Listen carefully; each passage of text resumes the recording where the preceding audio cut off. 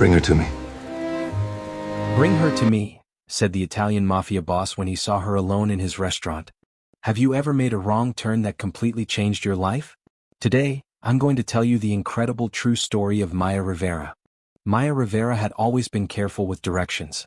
She liked to plan everything, what street to take, what bus to catch, even where she would sit for lunch. But that rainy night in Rome, nothing went as planned. It was her first week in the city. She had just finished a long day at her new architecture job. The streets were dark and shiny from the rain, and her phone's GPS suddenly stopped working. She sighed and whispered, "Great. Lost in a city I barely know." Her umbrella flipped in the wind, splashing her shoes with water. She looked around, old stone buildings, closed shops, and quiet alleys. Then up ahead she saw warm lights glowing through tall glass windows. The sound of soft music drifted from inside. A sign above the door read, "Ristorante Moretti." It looked elegant, too elegant. Still, Maya was cold, hungry, and tired. Just 5 minutes to dry off, she told herself and pushed the door open. The restaurant fell silent. Every head turned toward her, men in black suits, some with earpieces, some watching with sharp eyes. The air felt thick, like something important was happening. Maya froze, water dripping from her coat. She tried to smile. Sorry?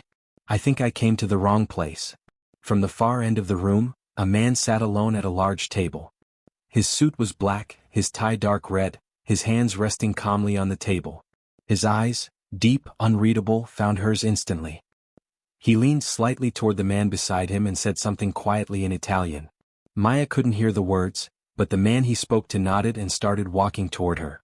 She felt her heart race as the man stopped in front of her. "Signor Moretti would like to see you," he said. "Who?" Maya asked, confused. He didn't answer, only led her to the back of the room where the man in the dark red tie waited. As she came closer, she could see the power in his posture, relaxed but commanding. He looked at her as if he already knew something about her. When she stood in front of him, he finally spoke, his voice smooth and deep. "You're not from here." Maya swallowed nervously. "No, I'm new. I just moved to Rome. I was just trying to get out of the rain." He studied her face for a long moment. The silence made her want to run, but his eyes, they weren't cruel. They were curious. Then he said softly, "Sit. Have dinner." Maya blinked.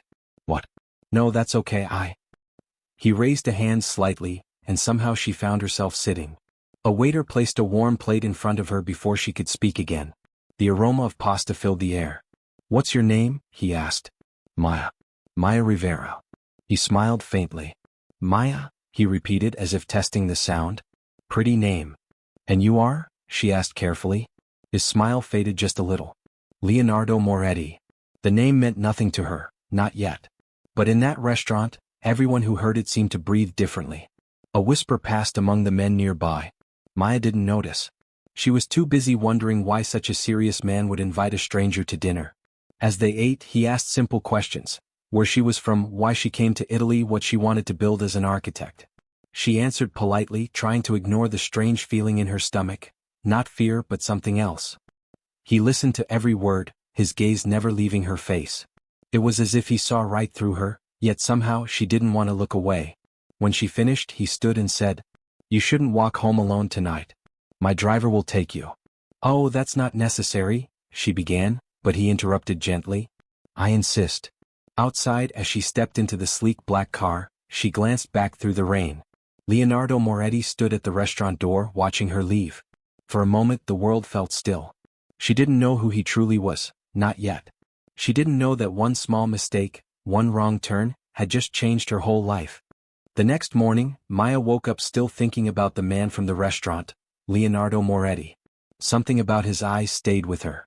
Calm, strong, and unreadable, like he had lived 100 lives already. She shook her head and laughed to herself. "You're overthinking, Maya. He's just some rich guy who owns a restaurant." After a quick breakfast, she rushed to her new job at Romano Construction Group, one of the biggest firms in Rome. It was her first week as a junior architect, and she didn't want to make a bad impression. Her dream was to design something beautiful, something that would make people remember her name. Her boss, Mr. Romano, was an older man with silver hair and a polite smile. He liked her ideas and said she had fresh eyes. That morning he called her into his office. "Maya," he said, tapping his fingers on his desk, "we have a special client. Very important. I want you on this project. She smiled, surprised. Really? That's amazing. What's the project? Mr. Romano slid a folder across the desk. A private art center for a wealthy family. They want something elegant. Something that represents power. Maya opened the folder, blueprints, location notes, and at the top, the client's name. Leonardo Moretti. Her smile froze. Wait, this can't be right. Mr. Romano looked up. You know him? She hesitated. I met him. Last night. By accident. Mr. Romano chuckled softly. Then it's fate, my dear. He requested to meet the designer personally. That's you. Maya's heart thumped. Requested her? But how could that be? He didn't even know she was an architect. Did he? That afternoon she was driven to a large villa outside the city. Tall gates, marble fountains, and guards everywhere. The car stopped in front of a grand stone staircase. When she stepped out, she saw him again. Leonardo Moretti standing on the balcony in a dark suit, sunlight catching the edge of his watch. He looked down at her with that same quiet intensity. Maya Rivera, he said as she approached, his voice smooth. I was hoping you'd come. You knew I'd be on this project, she said, crossing her arms. He smiled slightly. I make it my business to know things. Are you following me? His smile faded. No. But when I find something, or someone, interesting, I don't leave it to chance. Her heart skipped. His words were both frightening and strangely flattering. Inside, the villa was full of expensive art and old photos. He walked beside her, hands in his pockets. I want you to design a building, he said. Something beautiful for my sister, Bianca. She loves painting. I want her to have a place of her own. That sounds wonderful, Maya said, relaxing a little. Do you have a style in mind? You decide, Leo replied. I trust your vision. She raised an eyebrow. You've only met me once. He stopped walking. Once was enough. Their eyes met, just for a moment, but it was enough to make the air between them feel heavier. Maya looked away, pretending to study the tall windows. They talked for an hour about the project. His voice was calm but firm, his presence almost too powerful. When she gathered her papers to leave, he said quietly, Dinner. Tomorrow night. My restaurant. Maya blinked. Another dinner? I don't think that's. It's just business, he said, though his eyes told a different story. Right, business, she replied softly. As she turned to go, he added, Don't be late, Miss Rivera. I don't like waiting. She smiled a little. Then I guess I shouldn't make you. Outside, as her car drove away, Maya looked back at the villa through the window. There was something about Leonardo Moretti she couldn't explain. He was dangerous, yes, she could feel it. But behind that danger there was something else. Something lonely. Something that made her want to understand him. And in a quiet voice to herself, she whispered, Be careful, Maya. This is not the kind of man you can forget. The next few weeks passed in a blur of sketches, meetings, and quiet glances. Maya spent her days at Leo's villa, working on the design for the new art center. Each morning, a black car would arrive to pick her up, and every time she stepped inside the gates, she could feel the same thing, power. The villa was beautiful but cold, like a palace with no laughter. Sometimes Leo would appear without warning, watching her work from the corner of the room. He never said much at first. Just stood there, hands behind his back, his dark eyes studying her sketches. You draw like you're telling a story, he said one afternoon. Maya looked up, startled. Maybe I am. Every building should tell one. He smiled faintly. Then tell mine. She laughed softly. And what story is that? He didn't answer. He just looked at her, a look that made her forget to breathe. One day, while she worked on the blueprints, a young woman entered the studio with a bright smile. Hi. You must be Maya. I'm Bianca, Leo's sister. Maya stood quickly and shook her hand. Bianca's warmth filled the room like sunlight. I've heard a lot about you, she said kindly. Leo says you're making something special for me. Maya blushed. I hope you'll like it. Bianca smiled wider. I already do. You're the first person he's trusted in a long time. Those words stayed with Maya long after Bianca left. That evening, Maya and Leo walked in the garden behind the villa. The air smelled like roses and rain. She gathered her courage and asked, Why does everyone here act like they're afraid of you? He stopped walking.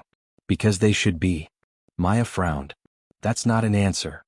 He looked at her, his voice calm but cold. There are things about my world you don't need to understand, Maya. It's better that way. She stepped closer. You mean the Mafia, don't you? For a second, his eyes hardened, sharp as glass. But then, slowly he nodded. Yes. Her stomach turned. She had guessed it, but hearing him admit it out loud made her chest tighten. She looked down at the ground, unsure what to say.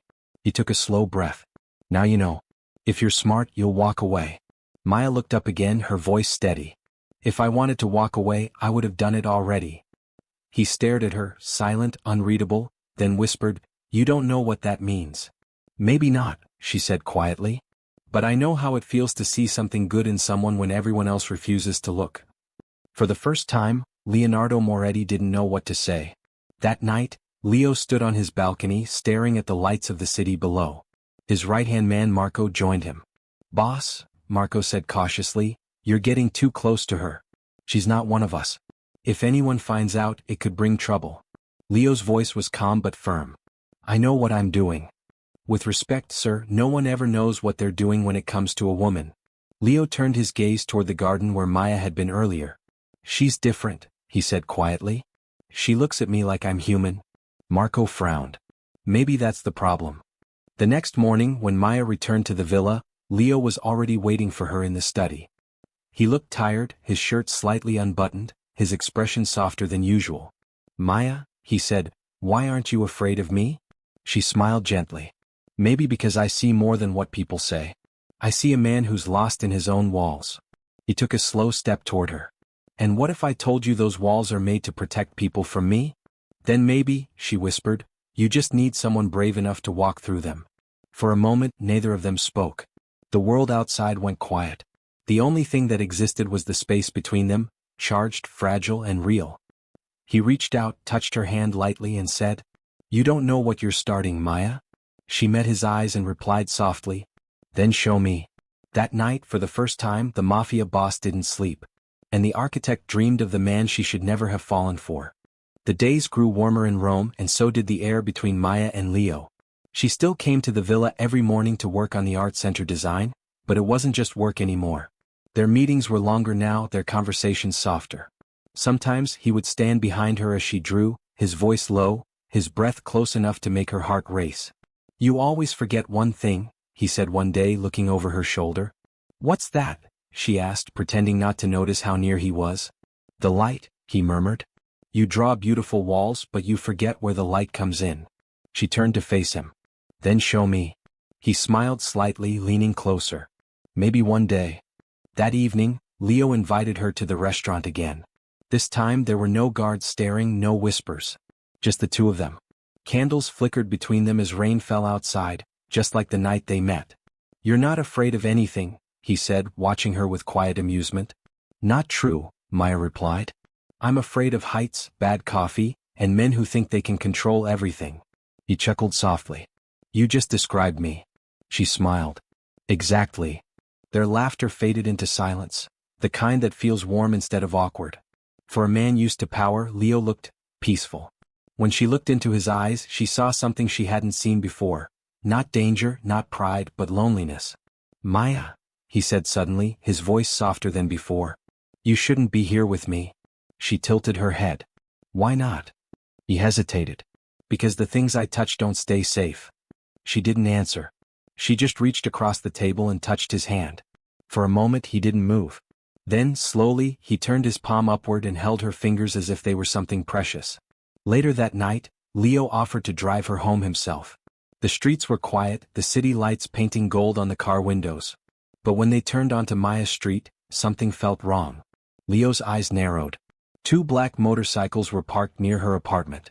The riders wore helmets, sitting still, waiting. Stay in the car, Leo said sharply. His calm tone was gone, replaced by something dark. Before Maya could speak, he stepped out and walked toward the men.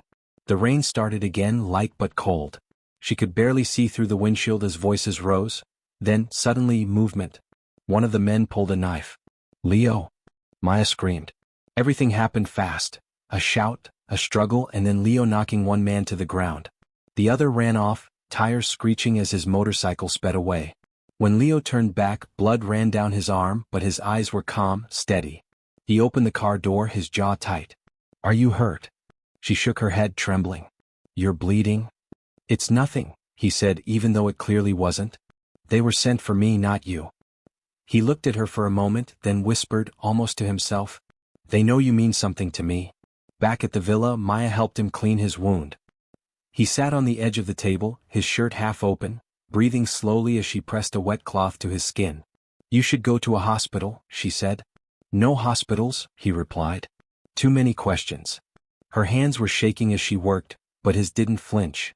He was watching her the entire time, not like a boss, not like a stranger, but like a man who'd finally stopped pretending. When she finished, he caught her wrist gently. "You shouldn't have to see this part of me." Maya looked up, her voice quiet but steady. "Then show me all of you, Leo. Even the parts that scare you." Something in his eyes broke then, the wall he had built around himself. He reached up, brushed a strand of her hair behind her ear, and whispered, "You don't know what you're doing to me." "Maybe I do," she whispered back. And then, for the first time, their lips met, not rushed, not wild, but full of everything they had been holding back. It was a kiss of fire and danger, of a love that shouldn't exist but already did. When they finally pulled apart, his forehead rested against hers. "Maya," he said softly, "if you stay with me, there's no turning back." She smiled faintly. "Then I won't look back." That night, the storm outside faded. But inside the villa, something far stronger began, a fire that neither of them could put out. Love, danger, and desire had finally collided. Morning sunlight spilled through the tall windows of the villa. For the first time in weeks, Maya woke up feeling safe. The world outside was quiet, no gunfire, no shouting, no fear. Just the gentle sound of birds and the soft rhythm of Leo's footsteps downstairs. He was already dressed, reading papers at the long dining table. When he looked up and saw her, his expression softened instantly. "Good morning, Bella Mia," he said. Maya smiled. "Good morning, boss." He frowned playfully. "Don't call me that." "Why not?" she teased. "That's what everyone else does." He stood, walked over to her, and touched her chin gently. "Because I don't want to be everyone else with you." Her smile faded as she searched his eyes. For a moment, the powerful Mafia boss wasn't there. Just a man who wanted something simple. Something real. But peace never lasted long in his world. That afternoon, Marco came rushing into the room, his face pale. "Boss, we've got a problem. It's Romano. He's talking to the police." Leo's eyes turned sharp. "Romano?" "Yes," Marco said. "He's trading your name for money. He has documents, building contracts, bank transfers, everything." Maya froze. "Mr. Romano? My boss? He wouldn't?" Marco cut in. "He already did." Leo slammed his hand on the table, papers scattering. For a moment, the calm, gentle Leo disappeared. His voice dropped low, dangerous. "He used her to get close to me." Maya stepped forward quickly. "No, Leo, he didn't. I didn't know anything." Leo looked at her, his anger fading when he saw the fear in her eyes. He took a deep breath. "I know. I don't blame you. But I have to fix this before it destroys everything." That night, Maya couldn't rest. The thought of Leo being caught or worse, killed, made her heart ache. She thought about running, about going home, leaving all of it behind, but she couldn't. Not now. Not when she finally understood what love meant. So she did something reckless. She went to Romano's office herself. When she arrived, the lights were still on. Romano sat behind his desk talking on the phone. She waited until he hung up before stepping inside. "Mr. Romano, stop this. Please." He looked up, surprised. "Maya? You shouldn't be here." "I know what you're doing," she said, her voice shaking but firm. "You're selling Leo out to the police." Romano sighed. "That man is a criminal. You think he loves you? He's using you. Just like he uses everyone else." "You're wrong," she said. "You don't know him like I do." Romano smiled coldly. "Then you're a fool." Before he could say more, the sound of engines roared outside, Leo's men. The door burst open and Leo himself walked in, dressed in black, his eyes dark as night. Romano jumped to his feet, terrified. "Leo, wait," Maya started, but Leo raised his hand. He didn't even look at Romano at first. His gaze was on her. "You shouldn't be here," he said quietly. "I came to help," she whispered. "I couldn't let you face this alone." Something in his expression broke then. The anger, the pride, all gone. "Just worry. Just love." He turned to Romano. "You betray me, I forgive once. You betray my family, never again." Romano dropped to his knees, begging, but Leo didn't listen. He only said one word, "Leave." His men dragged Romano away. Leo stood there, shoulders heavy, breathing hard. Maya touched his arm. It's over now. He shook his head slowly. It's never over, amore. Not in this life. The next day, the police raided several of Romano's properties. None of Leo's documents were found. It was clear, Romano had been silenced before he could speak. Maya stayed at the villa, unable to decide what to feel. She loved Leo, but she knew his world would always be full of shadows. When he came to her that night, she met his eyes with tears in hers. Leo, she whispered, I love you. But I don't know if I can live like this, always afraid. He nodded slowly. I understand. For a long moment they stood in silence. Then he said softly, You gave me something I thought I'd never have again. Peace. If you need to go, I won't stop you. She looked up, her heart breaking. And if I stay? He smiled, a small, tired smile. Then I'll spend every day trying to deserve you. Weeks passed. The new art center was finished, a beautiful glass and stone building filled with Bianca's paintings. At the grand opening, Leo stood beside Maya as photographers flashed and music played. The world saw a businessman. Only she knew the truth behind his calm smile. When the night ended, he took her hand quietly and whispered, You still have time to leave. She looked at him, eyes shining. I already made my choice. He kissed her forehead gently. Then I'm yours, for as long as this life lets me be.